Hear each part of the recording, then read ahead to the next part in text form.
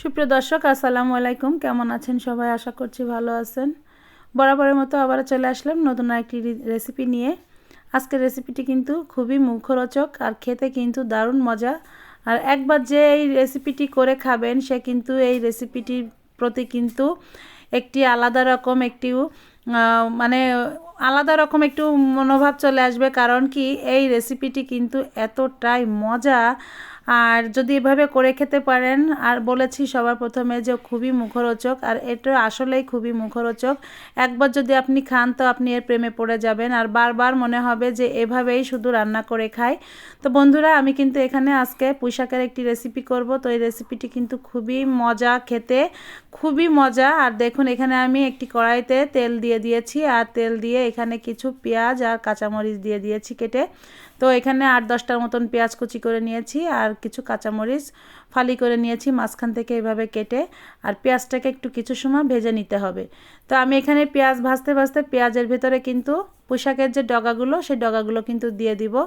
এই ডগাগুলো কিন্তু পেঁয়াজের সঙ্গে একটু ভাজতে থাকবো, যাতে ডগাটা খুব তাড়াতাড়ি সেদ্ধ হয়ে যাবে। আর ভাজার সঙ্গে সঙ্গে দেখবেন এটা খুব ভালোভাবে সেদ্ধ হয়ে যাবে আর ডগাটা খুব নরমও হয়ে যাবে। আর এই ডগাটা কিন্তু খেতে ভালো লাগে।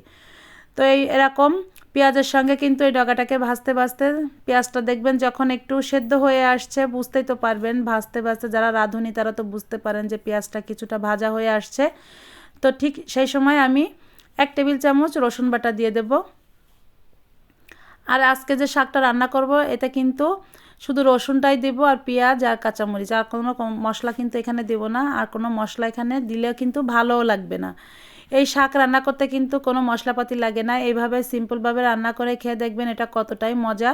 আর এখানে আমি কিছু দেখুন চিংড়ি মাছ দিয়ে দিয়েছি। আর চিংড়ি মাছটাও এই যে এর সঙ্গে কিছুটা ভাজা হয়ে গেলে দেখবেন যখন এই যে ডগাগুলো কিন্তু ভাজতে ভাজতে একটু নরম নরম হয়ে আসবে, আর সেই সময়টায় কিন্তু এখানে আমি চিংড়ি মাছ দিয়ে দিয়েছি আর পরিমাণ মতো লবণ আর হলুদ দিয়ে দিয়েছি। দিয়ে কিন্তু কিছু সময় ভাজতে থাকবো। তো ভাজতে ভাজতে যখন দেখবেন যে বেশ কিছুটা সময় ভাজা হয়ে গিয়েছে, পেঁয়াজটা বেশ ভালো ভাজা হয়ে গিয়েছে আর সব কিছু নরম হয়ে গিয়েছে ভাজতে ভাজতে, ঠিক সেই সময়টায় আমি এখানে সামান্য একটু নারকেলের দুধ দিয়ে দিয়েছি। আর আজকের রান্নাটা কিন্তু নারকেলের দুধ দিয়ে করবো। এই নারকেল দুধ দিয়ে এই সবজিটা এইভাবে রান্না করে খেয়ে দেখবেন যে এতটাই মুখরোচক আর এটা এতটাই খেতে মজা। তো দেখুন, নারকেল দুধটা দিয়ে আমি কিন্তু কিছু সময় কষিয়ে নিয়েছি, সাইড থেকে তেল ছেড়ে দিয়েছে। তারপরে কিন্তু এটা কষানো হয়ে গিয়েছে আর সেই সময় কিন্তু আমি বাকি নারকেল দুধটা কিন্তু এখানে ঝোল হিসাবে দিয়ে দিলাম। আর শাকের ভিতরে কিন্তু বেশি পানি দেওয়া যায় না, এটা কিন্তু আমি যতটুকু দিয়েছি দুধটা ততটুকুতেই কিন্তু রান্নাটা হয়ে যাবে। আর এটা যদি আপনি নারকেলের দুধ যে পছন্দ না করেন, সে কিন্তু নারকেলের দুধের পরিবর্তে একই নিয়মে রান্না করতে পারেন, সেটা পানি দিয়ে রান্না করতে পারেন। তবে নারকেল দুধ দিয়ে একবার হলেও এভাবে রান্না করে খেয়ে দেখবেন আসলে এটা কতটাই মজা। আর যে জিনিসটা আমার কাছে ভালো লাগে সেই জিনিসটাই কিন্তু আমি আপনাদের কাছে শেয়ার করি। আর এই জিনিসটা আসলে দেখবেন রান্না করে খেয়ে যে এটা কতটাই মজা। আপনি যদি একবার এই জিনিসটা এইভাবেই রান্না করে খান তো আর জীবনে কখনো পুঁইশাক এমনি আর রান্না করে কখনো খেতে চাইবেন না। এটা এতটাই মজার জিনিস আর এটা খেলে যে মুখে স্বাদটা কতটাই লেগে থাকবে আপনি নিজেই বুঝতে পারবেন যেটার স্বাদটা কতটাই মজার। যাই হোক, শাকটা দিয়ে কিন্তু একটু নেড়ে চেড়ে আমি এভাবে দেখুন একটু ঘুটে কেটে দিচ্ছি। কারণ কি, এটা শাকটা যতটা নরম হয়ে যাবে জাল হয়ে হয়ে ততটাই কিন্তু শাকটা সেদ্ধ হয়ে যাবে। আর শাকটা দেখুন সেদ্ধ হয়ে একদম দেখুন এটা গোটা গোটা হয়ে গিয়েছে। আর শাকটা কিন্তু রান্নাটা এরকমই হবে।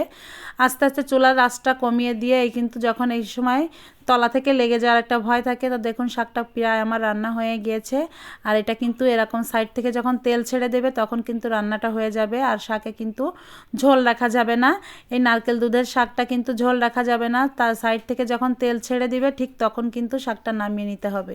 তো দেখুন শাকটা কিন্তু আমি নামিয়ে নিয়েছি আর লোকটা দেখুন কত সুন্দর আসছে। আর এটা খেতে যে এত মজা। বন্ধুরা, রেসিপিটি কেমন লাগলো অবশ্যই কমেন্ট করে জানাবেন। বেশি বেশি লাইক, কমেন্ট, শেয়ার এবং চ্যানেলটিকে সাবস্ক্রাইব করবেন। পাশে থাকা বেল আইকনটি ক্লিক করবেন যাতে আপনি আমার নতুন ভিডিওর নোটিফিকেশন সবার আগে পেয়ে যান।